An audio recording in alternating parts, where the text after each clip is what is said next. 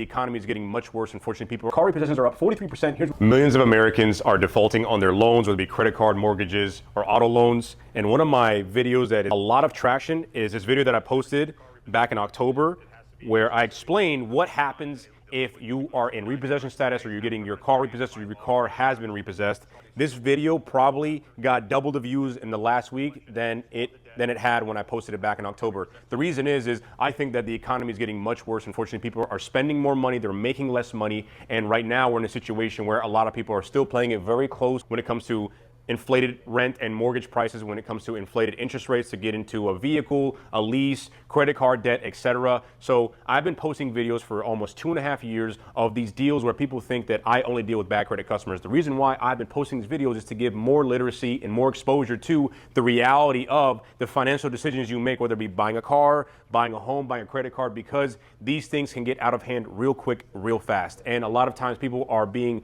sold the dream, but they're buying into a nightmare because they're not understanding the repercussions and the long-term effect of interest or of depreciation on a vehicle. And it comes to a point where sometimes people choose between paying their car insurance or paying their car note, and that affects your credit in such a significant way. One missed payment could change your credit score up to 100 points, and that is a completely different life that you have to live when you are in a 700-800 credit score as opposed to being a 500 or 600 credit score. High inflated interest rates.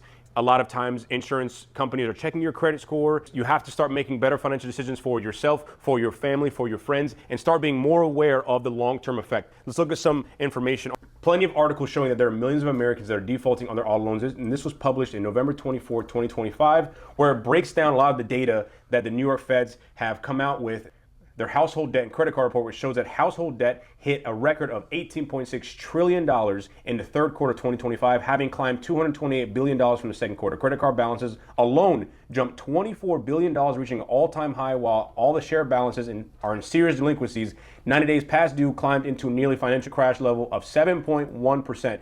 Please read this. This is not me fear-mongering. Auto loans tell a similar story with serious delinquency rates at 3%. This is the highest it's been since 2010, and the spike in resulting defaults has triggered a wave of repossessions in 2025, with 2.2 million vehicles already repossessed per figures from the Recovery Database Network, RDN, and a record of 3 million by year's end. There's another report says that car repossessions, Bankrate posted that car repossessions are up 43%. You just gotta be careful with the decisions you make, because you don't want to be in a situation where you are in extreme amounts of negative equity. You've only paid interest towards your balance, and there's a big principal balance left over, whether it be your house, your car, your credit card. A lot of times consumerism consumes our rational thought process, and we think that because we have the ability to pay things off, whether it be a micro loan or a macro loan, in the totality of your expenses, a lot of times you're not even making a dent in your balance. And yes, I sell expensive cars, but most of our customers are qualified. A lot of our customers are very, very well off, wealthy, they're paying cash, and they have great credit.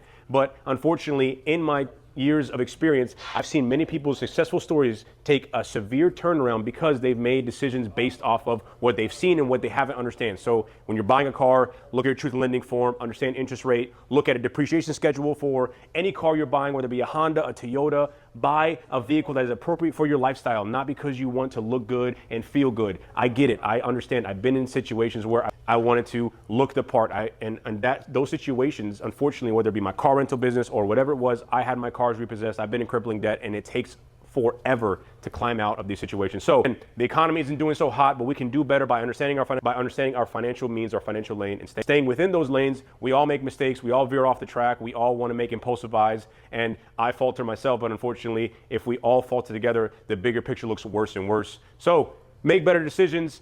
Understand that you can get into a better financial position, but you got to plan now and make better decisions, and stop trading out of bad deals, stop buying debt with more debt, and stop thinking things are this simple. Unfortunately, if we continue down this path, there's going to be a crazy crash when it comes to the car market, housing market, etc. So let's change that narrative and don't feed into the consumerism mentality, because the more you feed into it, the more people buy cars with bad credit, no credit, etc., the more that this situation is going to perpetuate into something bigger and bigger, because services and solutions out there for any specific situation, but you have to make sure you, at the end of the day, are in control of your life, and you are manifesting the best possible outcome for you, long-term or short-term.